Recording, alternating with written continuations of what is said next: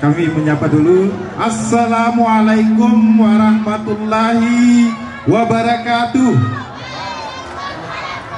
Selamat malam, salam sejahtera untuk kita semua, pengunjung Dompu Expo yang berbahagia.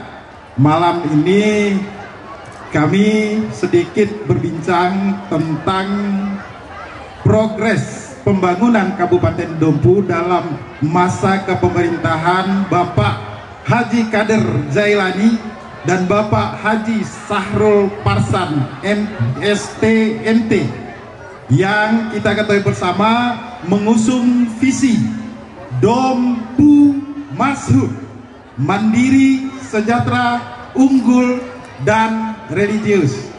Nah, sebelum kita mulai, saya sedikit kasih bocoran. Nanti di akhir ada kuis, sehingga kami minta untuk bisa menyimak apa yang kami perbincangkan, dan itu akan menjadi materi kuis dengan hadiahnya nanti langsung cash. Wah, ya. Langsung cash ya? Langsung cash ya. Hadiahnya ya. Ya, mungkin kita bisa langsung saja Pak Kaban. Ya, kita ketahui bahwa pemerintahan AKJ ini, AKJ SA ini telah berjalan selama 3 tahun, dan capaian yang telah dicapai selama 3 tahun ini berdasarkan rilisnya BPS, bukan rilisnya kita. Ini rilisnya BPS Pak Kaban, bahwa kita memiliki pertumbuhan ekonomi yang sangat signifikan. Kita berangkat dari posisi minus di tahun 2020, dan di tahun 2023 ini kita sudah berada pada posisi 3,17%. Nah, ini kira-kira kondisi seperti ini bagaimana mencapainya Pak Kaban? Terima kasih. Assalamualaikum warahmatullahi wabarakatuh. Selamat malam. Selamat malam. Saya menyapa dulu semua para penonton yang menghadiri Dompu Expo pada malam hari ini. Ini Dompu Expo ini apakah kita laksanakan lagi tahun depan? Lagi. Berarti Dompu Expo ini perlu dilanjutkan ya? Iya. Ini Dompu Expo ini tentu saja atas ide dari Bapak Bupati, Bapak Kader Jailani, yang membaca kebutuhan masyarakat Dompu yang menginginkan hiburan, yang ingin mengetahui kondisi capaian pembangunan daerah ini. Nah, oleh sebab itu pada malam hari ini kami akan membicarakan capaian-capaian 3 tahun kepemerintahan AKJ SA ya. Ya, harusnya dalam RPJMD kita ya, kita melaksanakan program 5 tahun. Tapi karena regulasi yang mengatur tahun 2024 ini ada pemilih serentak, maka masa jabatan AKJ SA ini hanya 3,5 tahun. Namun demikian, capaian AKJ SA dalam 3,5 tahun ini hampir sama dengan kerja 5 tahun. Itulah kelebihan AKJ SA. Ya, kita mulai sekarang ya. Kita berangkat dari pertumbuhan ekonomi yang minus 3,21. Minus 3,21 ini adalah dampak daripada COVID. Kemudian tumbuh menjadi 1,68% tahun 2021. Kemudian tumbuh menjadi 2,98% tahun 2022. Dan sekarang 2023 3,17%. Itu adalah lompatan-lompatan yang luar biasa oleh pemerintahan AKJ SA. Nah, tentu saja dampak dari pertumbuhan ekonomi ini ya, adanya peningkatan pendapatan per kapita masyarakat atau PDRB ya. Tahun 2021 PDRB kita tuh 30 juta. Sekarang sudah menjadi 34 juta. Luar biasa.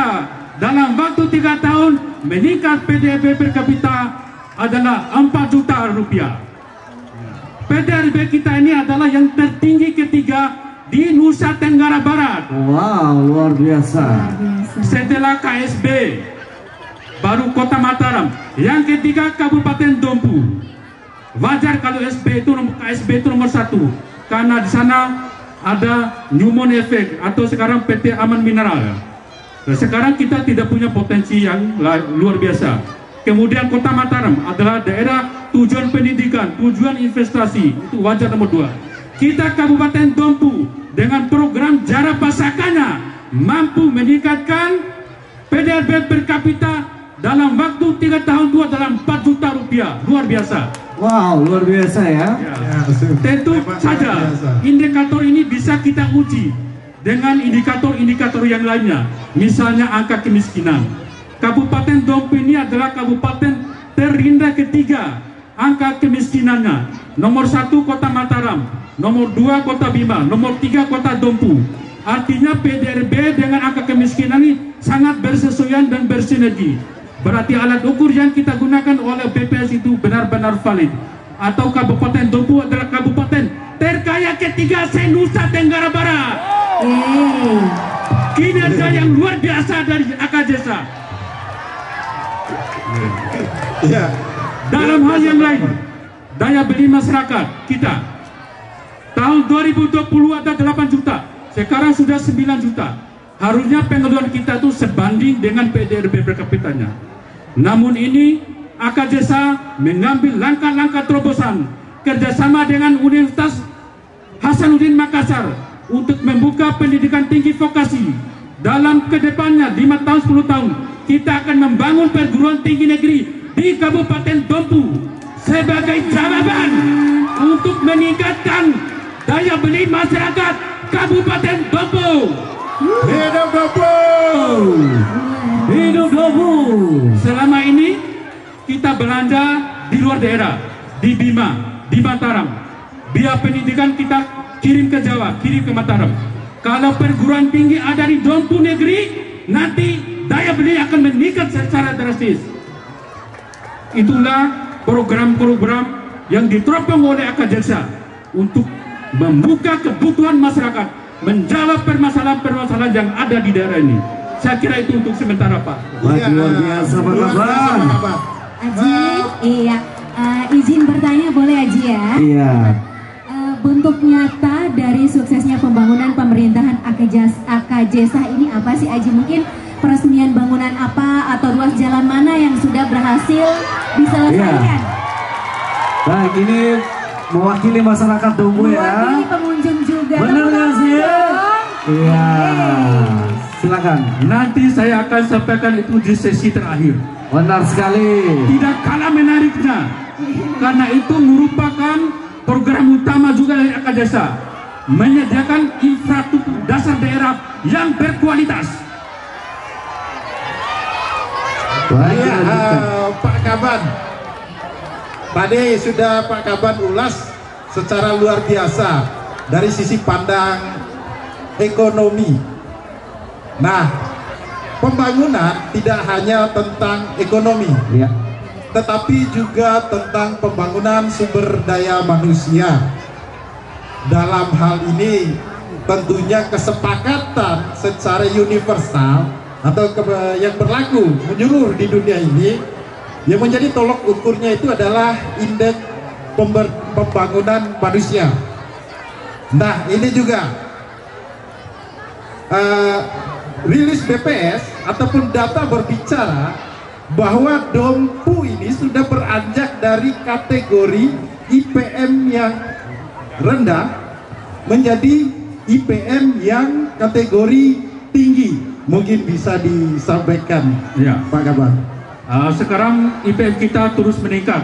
3 tahun kepemimpinan AKJSA ini IPM kita meningkat. Silakan Bapak cek di stand Bapeda, grafiknya terus meninggi. Sekarang IPM kita sudah 71,56 poin. Itu kategori tinggi. IPM ini dibentuk oleh 3 faktor. Yang pertama, rata-rata usia harapan hidup. Yang kedua adalah harapan lama sekolah. Yang ketiga adalah kemampuan daya beli masyarakat yang saya sampaikan tadi. Semuanya menunjukkan indikator yang meningkat. Tahun ini Kabupaten Dompu ya bertambah usia harapan hidupnya 4 tahun ya. 4 tahun. Selama ini hanya 0,85, 0,98. AKJSA mampu mengangkat rata-rata usia harapan itu 4 tahun. Lompatan yang luar biasa. Ini hanya terjadi pada zaman AKJSA. Tidak pernah terjadi dalam sejarah Kabupaten Dompu. Wow, luar biasa. Luar biasa. Biasa. Atas capaian ini adalah berkat kerja keras kawan-kawan kita dari para medis. 10 puskesmas kita mendapat penghargaan pelayanan paripurna se-Kabupaten Dompu. Rumah sakit kita mampu membangun hedonisme. Ini hanya ada di Kabupaten Dompu, tidak ada di kabupaten kota lain. Ini karena AKJ memikirkan, menjawab kebutuhan masyarakat bahwa alat ini perlu dihadirkan di Kabupaten Dompu. Wow. Wow. Ya. Selanjutnya, Selanjutnya Pak Kaban, kita juga mungkin bicara tentang good governance, kepemerintahan yang baik. Good government. Ya, good governance, kepemerintahan yang baik. Dan alhamdulillah kita juga sudah bisa menunjukkan dengan capaian kita terhadap keuangan daerah kita yang dalam 9 tahun terakhir ini tetap pada posisi wajar tanpa pengecualian. Mungkin bisa dielaborasi lagi Pak Kaban? Ya, terima kasih.